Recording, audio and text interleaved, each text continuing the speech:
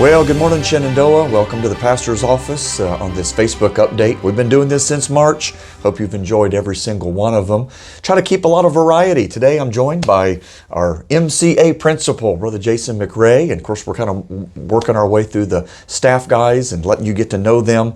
And so I'm just thrilled to be able to have him here with us today. You're going to enjoy that.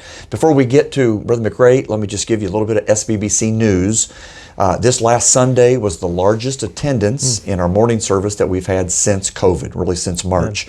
We're getting back. We're probably 85% of what the attendances were, but it's the biggest attendance since. And so appreciate that so much. Thank you for the faithfulness coming on out. Don't forget about Sunday school too. That's kicked in 3, 4, 5 weeks now. Of course, Brother McRae, he teaches a Crossroads Adult Bible Fellowship for young single adults. And of course, just all the classes, all the kids' classes, everything's back to moving forward. And then if you were not here Sunday evening, you missed out. We dedicated the bus lot to Brother Sam Huffin. Wasn't that a sweet time? What a surprise. He did not know. And we got he and Miss Mary here. And of course, he's fighting cancer. And it was a lot of pain for him to even be here. But I believe that it meant the world to him. We even got pictures afterwards. You'll see some of this on our Facebook post this week. But pictures of past bus workers and pictures of those reached through the bus ministry. You know, Shenandoah has always been a bus ministry church, obviously. We love Sam and Miss Mary. So I wanted to let you to know about that. Well, there's an election. Have you heard about that? If you've been watching if you don't live under a rock, you know that a very, very important election is just around the corner. And I want to encourage you about a couple things. Number one, please get registered to vote. I even said this in our staff meeting early this morning. You know, we have new staff members that have just moved here from different states. Maybe that's you. Maybe you have just come to the area, or you didn't get registered or have not gotten registered since you moved here. Please take care of that. We're going to help you to do so on October the 11th. But you can take care of that even earlier. So you're going to hear an awful lot in the next many Sundays about that. Speaking of Sundays, this coming Sunday, West Virginia Senator Patricia Rucker. And Brother McRae, I'll bring this in since you're our school principal. I think you know this, but Mrs. Rucker sits on one of the boards there when the legislature is in session about education here in the state of West Virginia. She is a strong school choice proponent, a very, very conservative lady, and so she's going to be here. She'll speak on Sunday, so I want to remind you about that. And then lastly, Missions Conference is just around the corner, about a month away. Mark in your calendar, October 22 through 25, and our theme this year is Reaching the Three Americas. Everybody coming to the conference will either be from North America, Central America, or South America. I'm going to talk quite a bit about it this coming Wednesday evening. Hope you'll be there. Well, let's get to the staff interviews now, Brother McRae. That was the commercial, all right? There you go. I want to keep everybody updated about it. You know, we've been working our way through the staff guys, and I'm so thrilled with the team that God has assembled here. And coming now really to the young man who has been on the staff now the longest since my tenure. I don't know that I love and respect or am more proud of the young man that is seated beside me, Brother Jason McRae. If you're new to our church, you're going to hear some stories that maybe you did not know about our past relationship.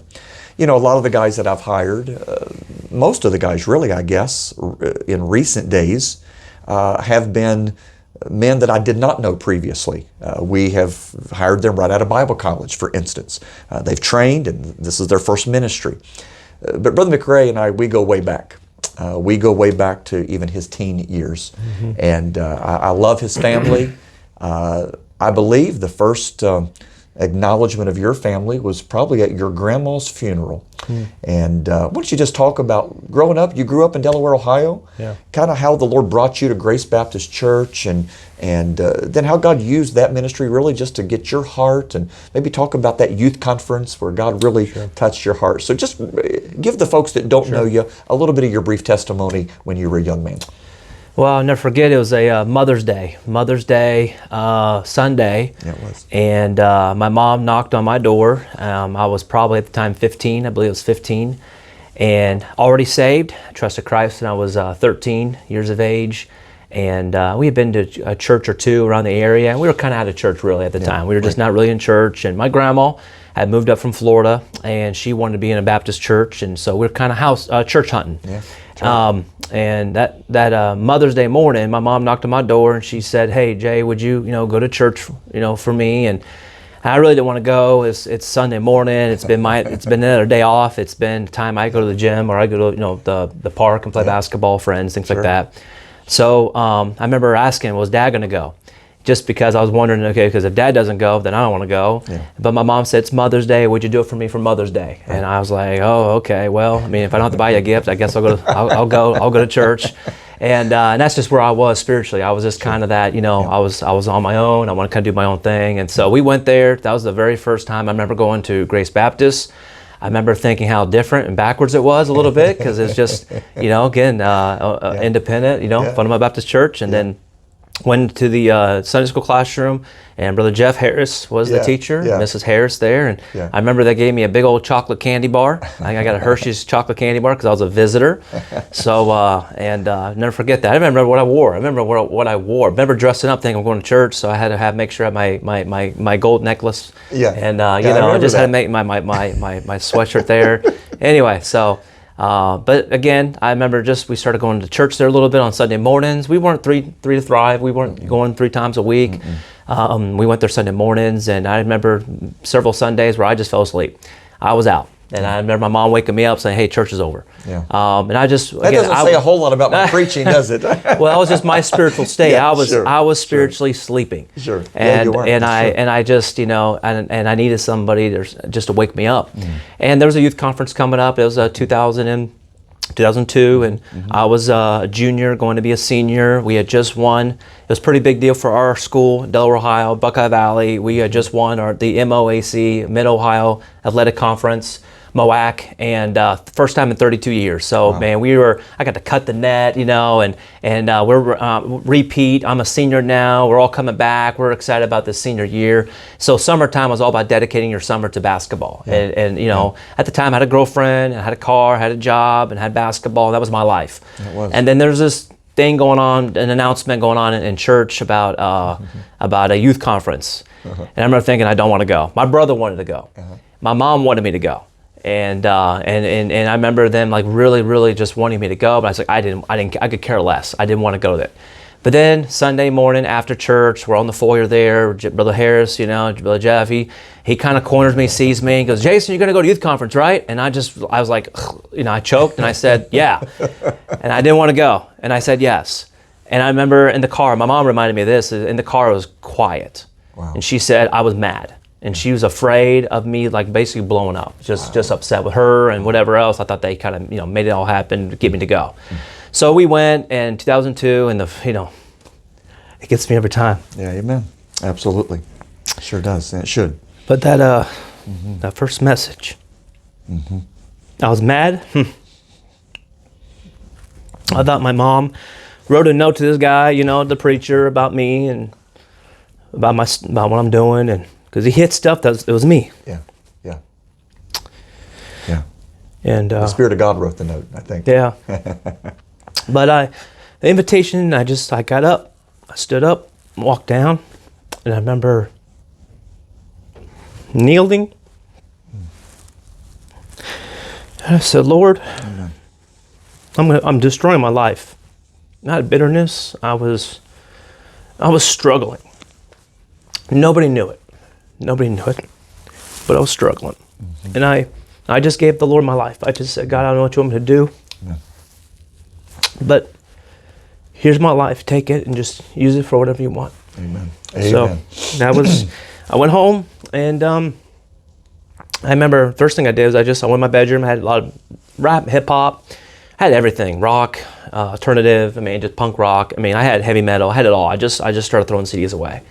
And then my sister walked in. She's like, "What are you doing?" I said, "I'm throwing away my bad music." She said, "Well, I'll take it." And she didn't go to youth conference. My brother and I did. Right. And I was like, "No, you can't have it." So I started throwing my music away. And she went in her bedroom, slammed the door, and turned music up, and she's listening to her stuff. So I broke up my girlfriend, quit the basketball team. Wow. Just senior year was a rough year. Yeah. It was a rough year. But I stayed busy. I started going to church.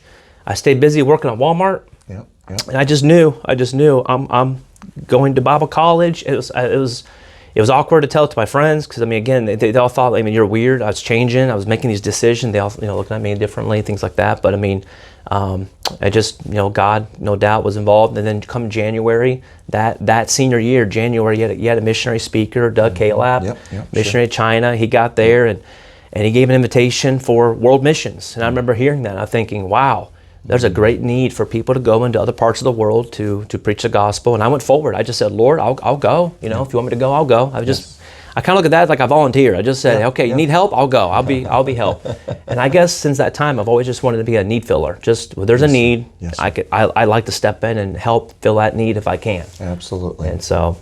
And that has been the spirit. Anyway, a little bit of the beginning there. Yeah, no, that's so awesome. Thank you for sharing all of that. And the emotion is real. If you know Brother McRae, you know he feels very deeply. He's very passionate about his life lived for God. Boy, all that all of us would live that passionately for the Lord. And maybe you needed to hear what you just heard just now. And maybe you're struggling. Maybe some teenager, you're watching this and you're struggling. You can kind of put yourself where Brother McRae was at 15, 16, 17. There's that struggle, that inner struggle going on, the flesh and the spirit, the pull of the world and the things that you want to do. Yeah. And not even necessarily bad things. Basketball's not a bad thing, but it had a hold on you. It was my life. It was your life, absolutely. And obviously God's brought that full circle, and he was our basketball coach here for many years. So God can take even the things in your past and use them for Him. And God did a work in my family. It was my brother, it was my sister, it was my mom, my dad, my family, my stepmom. Just God worked all of our lives. My stepdad and my stepsisters, and it was just it was just God's grace. Yes, it was God's grace. Absolutely. And to see my sister the next year, God get a hold of her life. Absolutely. And you know it, Grace, and getting to see my family and again, God gets the glory for it. And the Lord is good. God is good. You talked about music a moment ago, and I remember Christy, you'll probably watch this, and a memory I had, music was such had a hold on her. She wanted to be a country and western music star. I mean, that was her goal. And going that direction. I remember multiple conversations we had in my office, Mrs. Bane and I and Christy, and just working through the whole music thing and what's good music and right music and what's worldly music. And I remember her dying to that dream, and just burying that and saying, no, that is not what God would have for me. And I just want to say, and obviously to Jeff as well, that's his brother, both of them are still at Grace Baptist Church in Delaware, Ohio, both married with children, involved in the local church there, love the Lord, and just, of course, your mom, they all get to serve the Lord together over there. So, what God has done in this family, like you just mentioned, and we give all the glory, to the Lord. Well, let's kind of pick it up. You went to Bible college. Mm-hmm. You met Lacey. Yes. And Lacey's been your wife now for how many years? Why'd you do that? Since 2008. How's that? Since 2008. You're going to make us do the math here. And 12 years, what a wonderful relationship. Obviously, Lacey grew up at First Baptist in Hammond, Dr. Ray Young and Miss Debbie, her mom and dad. And you married Lacey, and God started putting missions on your heart. You mentioned missions. Why don't you talk about that? And you were first going to go to one country, then Lord changed that. Talk about that. Sure. Well, I just surrendered missions, and I went to Bible college. And I remember hearing about India and the need of India, and so I had some friends of mine that were going to go and surrender to India. So we became basically this team of friends, all focused on going to India, and I surrendered to be a missionary there. Began learning the dialect Telugu and began studying Indian history. We went on deputation and went as missionaries going to India. Right. I remember and that. Then with the team there, we were all going to go together. And then we found out that the country really is closed and we could not get in the way we were going to get in. And we thought maybe we could go in as teachers and be able to assist churches there. But it all changed when we decided to go to the Philippines. And there's a pastor that was there, Brother Charlie Vest, wanted us to come and be a help to him. Yep. And so we moved to Bacolod, Bacolod City on Negros Island and Negros Oriental. So we were there, living in that area there. Fortune Town is where I lived, and still remember the place, the spot. I could probably still get around there on the jeepneys and began learning the language there, Ilongo. And then about at some point, God just moved our team to go to the southern part of the same island, different name to it, and it was called a city called Dumaguete. There in Dumaguete, we started a church. I became the youth pastor.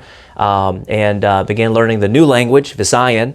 And then we were there just reaching folks and sharing the gospel. And International Baptist Church, we had a part in getting to start that church, and God did great things, wonderful things. Both my girls were born there, Mackenzie and Lindsay. Yep. My wife was the first American woman, white woman, I guess you could say, but first American to give birth in the hospital there. Wow. So just just the adventures, Yeah. and what God did there in that city, in that church. And then God, of course, I know I'm transitioning here a little bit, but let me talk my wife. She surrendered to be a missionary in 2nd grade. Wow. She was just a tender heart, a little kid that went forward and said, I'll go. And again, to see God use us in that way, we're just honored, really honored, and God gets the glory for it. And we praise the Lord for what He did. Was it 4 years you were Yes, sir. in Yes, sir, country, 4 years. in the Philippines? Yes, sir. And obviously that soft and tender heart that you saw a moment ago, and as a teenage boy just breaking, it's just, okay, Lord, whatever. I'll go wherever. And and then that leads really to the transition that brought him back to the States. Now, my recollection, and I'd like to get your perspective, I was going through a transition in my life, obviously from Grace Baptist here to Shenandoah. And, just to be quite honest, I had secretly prayed to the Lord. I never had shared this with Brother Jason at all. I would have loved for him to have come and worked on my church staff, even there in Ohio. I was there for 18 years. That was his home. It's his family's church. And but we really never had that conversation, and I don't know if either of us thought it would have been a good idea with that's where you were from and family and all of that. But whatever, God used that transition to bring me here. And then the transition that God was moving you to come back to the States, kind of after your tenure there, you'd kind of given a period of time on that team. And I remember having a phone call with you while you were still in the Philippines and I was still in Ohio, and this transition was happening. And just asked you to pray about maybe if you're coming back to the States anyway, what'd you think about coming to Shenandoah? And then the Lord opened up some doors here for a staff position to be a youth pastor.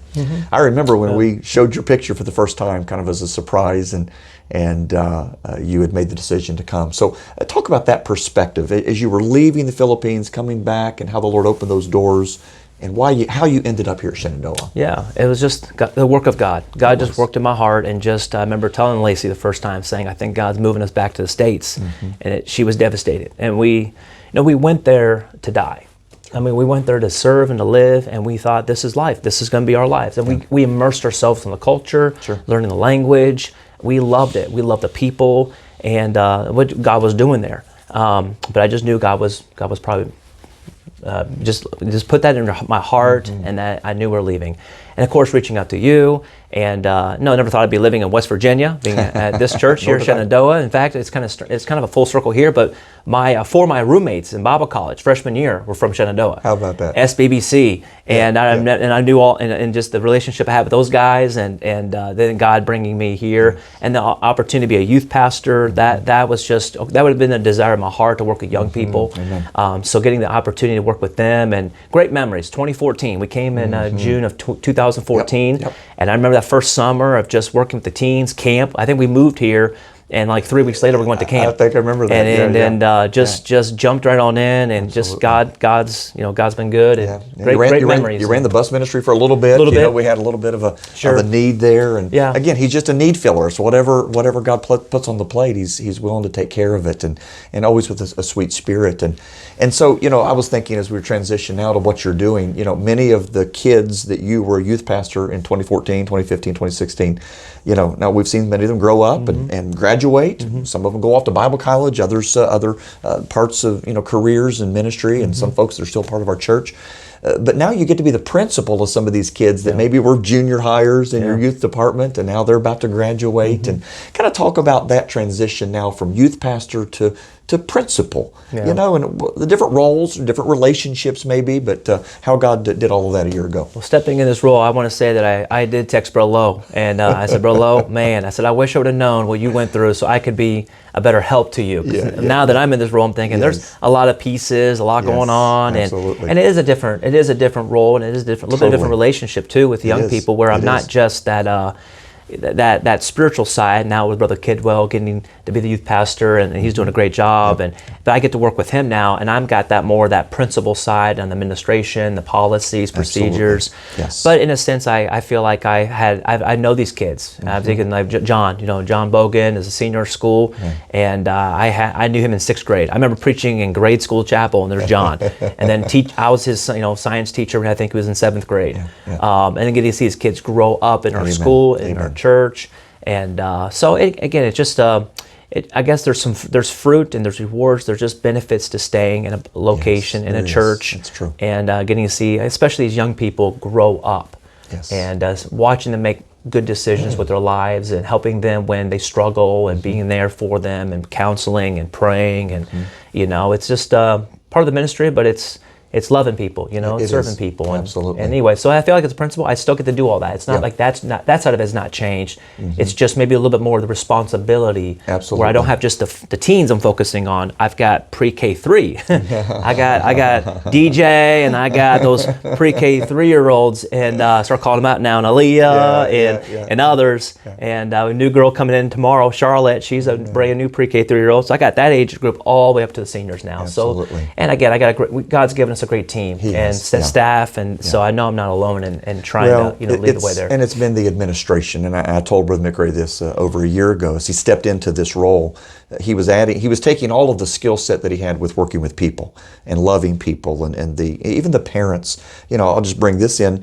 For a period of time, you taught the young couples Sunday school class, here, and so some of those parents have kids in the school, so there was already a relationship you had with them. Yeah, but sure. you were adding then a whole nother realm of administration, working with those teachers and being a part of the hiring process. I've brought you into that in the last year, and that seems like that's a constant here as our ministry continues to grow. Praise the Lord for that.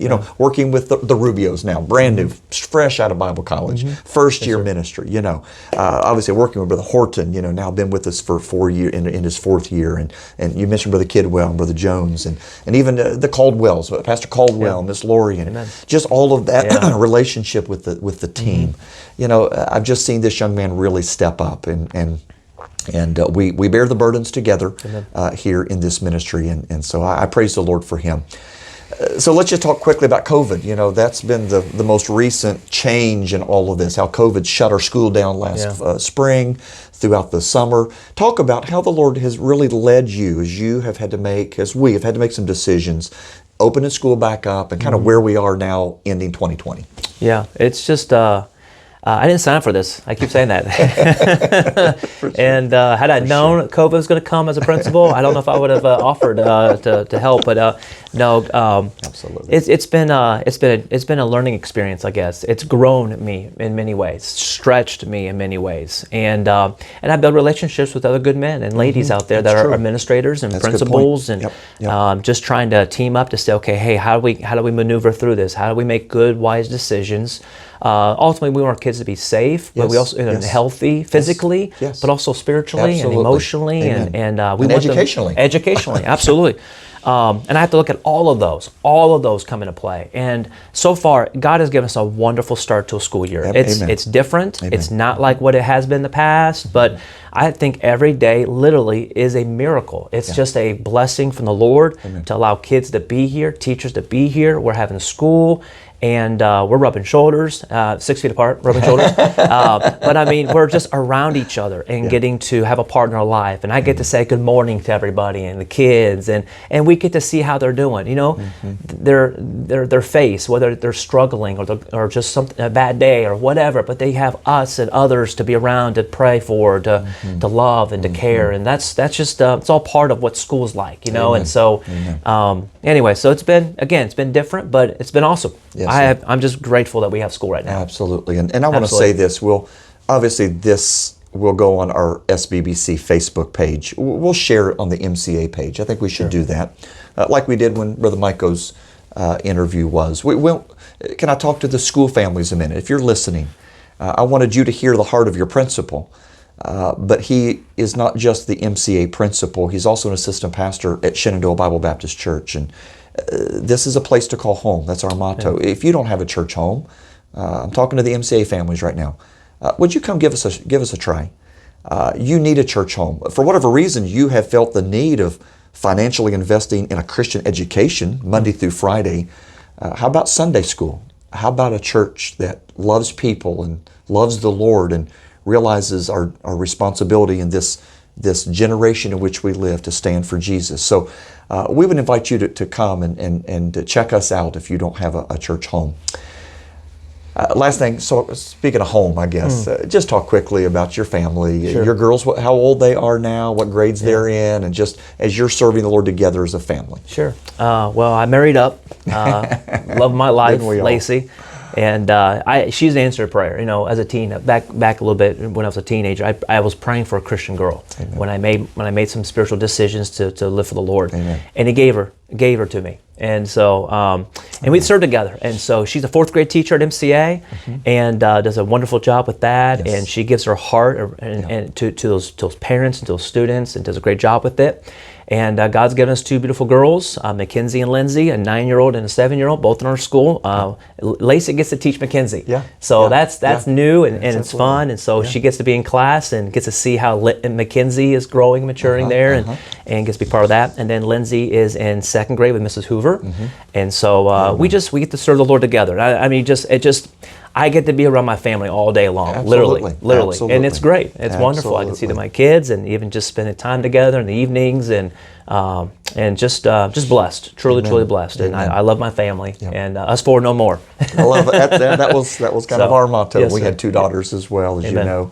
You know, Mrs. Bane loves Lacey so much. They work together in music. You know, that's kind of a relationship. She's my favorite singer. She's absolutely. favorite She better be your favorite singer, and my wife's my favorite piano player. All right, so we'll go with that. There you go. But that's the way it ought to be. Lacey, thank you for all that you do as well, and your girls. We just kind of adopted them. We watched them grow up certainly, and almost and we get teased about this, but almost kind of grandma and grandpa relationships there with them. But sure love them. They've grown They're up here. sweet. They were 3 and 1 Yeah. when they didn't experience cold. No. They didn't know what cold was. They didn't know what shoes were. They were just grew up in flip flops, you know. And Absolutely. so this is their church. You're the pastor. Then they love this. They love this place. Yeah, love we the love school. them too. Yes, sir.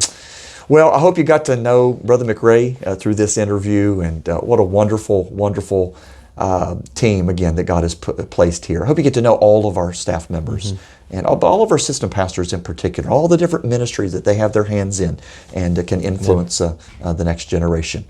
Well, Shenandoah, God bless you. Hope you have a great week. Hope to see you at the next service. And let us know, do something here on comment back, all right, that you'll watch it, maybe on replay.